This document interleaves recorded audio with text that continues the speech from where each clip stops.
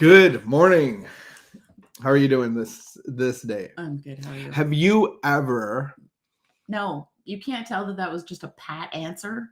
No, what? I'm good. How are you? How are you? That means I didn't really answer. Oh, how are you? You're not doing. I was tired this morning You were tired. and a little bit sad. What are you sad at? Don't want to talk about it right now, but I'm giving myself a little bit of space to feel a little bit sad. Are you sad at me? It's not going to take over. So your sad has nothing to do with me. No, not I at all. feel Oh no. such a relief in that. Could your sad be turned on me? No. In an instant? Yes, for sure. But instead, what I acknowledge is like I have sad feelings, and so I'm going to sit in them for a couple minutes, think about them. I'll journal about them. And how does your sad that I have not created or caused, how does it turn on me?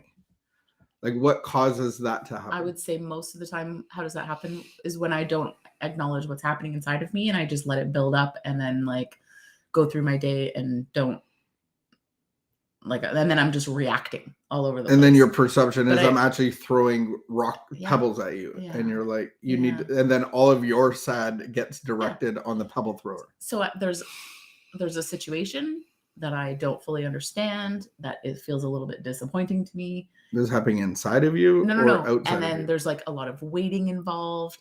And so I just have given myself a little bit of time to think about it. Process it. time. Yeah. So, have you ever cried over spilt milk? 100%. I don't even know what that means. You don't? So spilt milk happens. Yeah, and you just clean it up, but don't cry over the fact that there is wasted milk. Well, no. It's whether it's wasted milk or the fact that like somebody knocked it over, right? And so like it's okay, you knocked it over. Yeah. Let's just clean it up. Let's not cry about it, child. Yeah. Oh, so the children. Yeah. Oh, so it's multifaceted. So the little child that spilt the milk could be crying over it, but the adult spilt the milk. No. Have you experienced that though? When a kid spills the milk and they think they're going to get in trouble, and so they start crying because they think they're going to get in trouble for spilling their milk.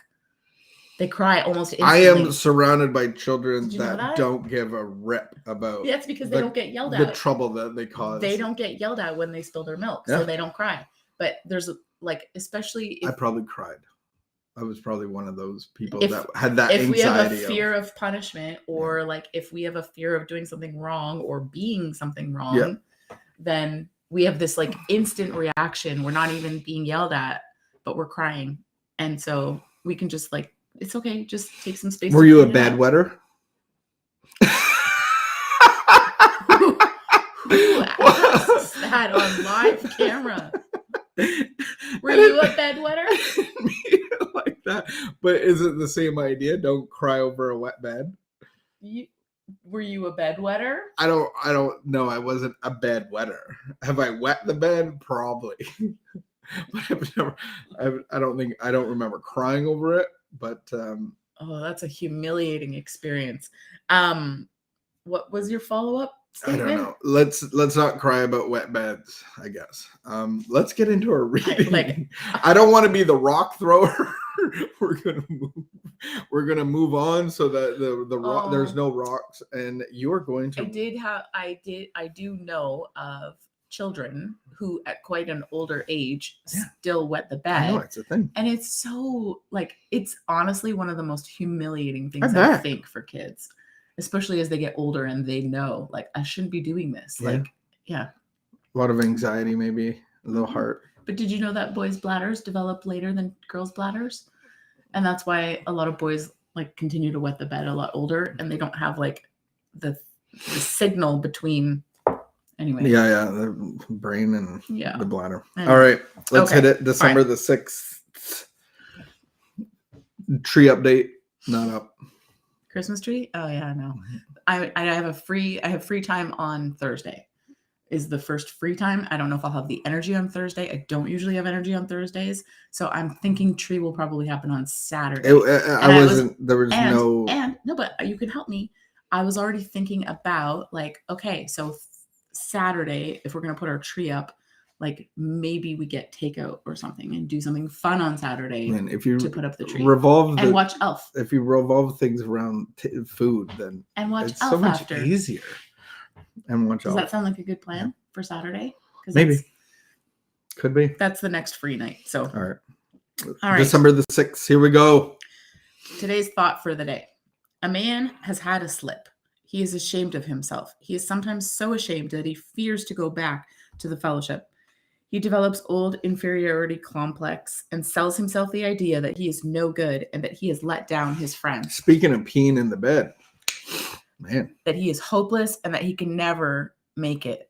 This state of mind is perhaps worse than it was originally. He has probably been somewhat weakened by his slip, but his training, the learning and all the teaching cannot ever be entirely lost. He always knows he can go back if he wants to. You can go back to the fellowship. You can go back to the people.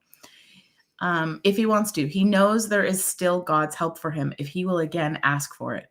Do I believe that I can never entirely lose what I have learned in fellowship? Say that again. Do I believe that I can never entirely lose what I have learned? Okay. I want to come back to that. Okay. Meditation for the day. Nobody entirely escapes temptation. You must expect it and be ready for it when it comes. Ready for it. Just fight it. None of us is entirely safe. You must try to keep your defenses up by daily thought and prayer. This is why we have these daily meditations. You must be able to recognize temptation when it comes. The first step towards conquering temptation is always to see it clearly as temptation and not to harbor it in your mind, not to disassociate yourself from it. Dissociate yourself from it. Put it out of your mind as soon as it appears. I thought dissociation was a bad thing. Do not think of excuses for yielding to it. Turn at once to the higher power for help. I had a lot of thoughts. Do you believe that you can never entirely lose what you have learned in the fellowship? Yeah, so I believe that because in my early days of recovery, I relapsed and I like to throw the baby with the bathwater, if that's the right saying. Sure. It's like, I've done it. I've wrecked everything. So I may as well, like, there was nothing ever to begin with. And I'll suffer the consequences wherever this is going to take me. I'm a terrible person. I'll restart in tomorrow or 3 years from now. That happened to me when I stopped working out. Yeah. I think that I'm not special. I think this is a human, and it doesn't. I think this is in our nature. It does not entirely. It's not special just to alcoholics. It's like people. So. And I think what we can learn is that there is a God that will solve all of my problems, and I can actually not just be saved by grace, but move into a relationship. Yeah. And so I believe that there's a mental obsession ignited by a fear inside of us. Okay. And so I believe that God's perfect love, this is our experience of a program of action through the 12 steps or LifeLab, is that I actually get to have a relationship with God, that his love actually pushes out all fear, and the mental obsession is never there anymore. The issue is, and I don't believe that's temptation. That's a mental obsession that will cause me to go and use again. The temptation is that I don't need God today like I did yesterday. Like yesterday was a bad day, so I did my prayer meditation. I was very disciplined. I did really well. The temptation is, hey, let's be busy over here. Let's not worry about this conscious contact with God. Like, oh, it's very demanding. Oh, it's very time consuming. But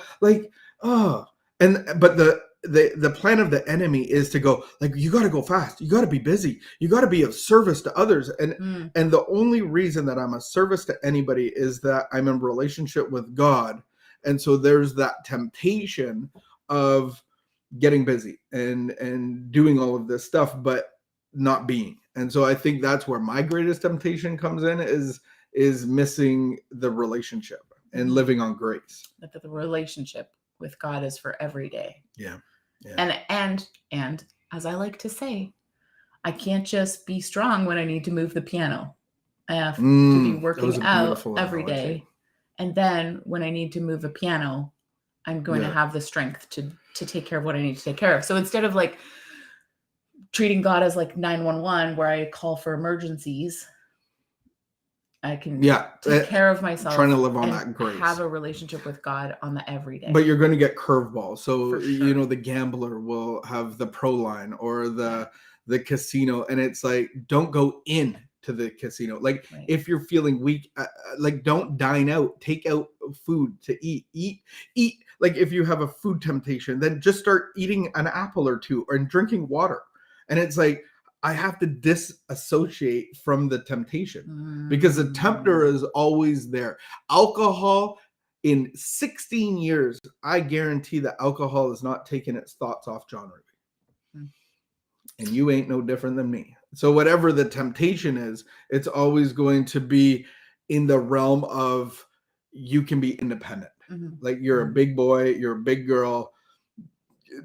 Don't worry about it. So I know that one of my biggest problems, one of my biggest temptations is to feel sorry for myself. And so that's really what, for the last couple of days, I've actually been intentionally like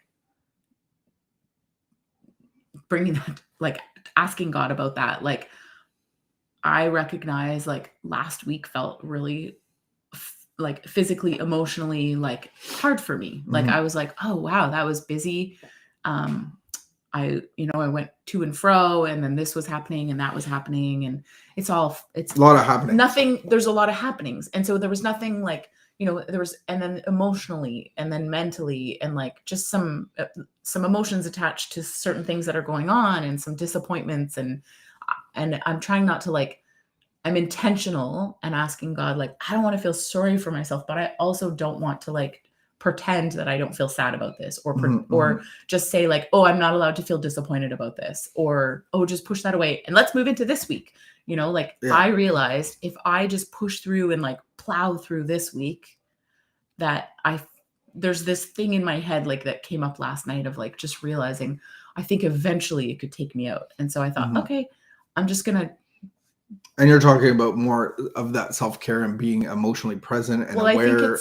I think it's actually God caring for me. Sitting, yeah. Like, how do I be present and not like, so the temptation is to just pack a weekend. And so then there's like this kind of almost like, I don't want to feel sorry for myself. Oh, poor me. All of this happened last week. And oh, poor me. Oh, you were sick and I had to do everything. I don't want to indulge in that, but the temptation. I just want to point out that I did do your laundry. Oh, you did tons last week. You did tons. And you made me dinner Thursday night. Like, I'm just saying, that's my temptation. So then to conquer that temptation, to fight against feeling sorry for myself, I have risen up strong many times in the past. I rise up strong. Oh, I'm strong and I can plow through. And that's the temptation of independence. Exactly. And so in this place this morning, that's exactly how we started off today, of like, you're gonna sit and cry. I am a little bit slower today. I'm going to move slow.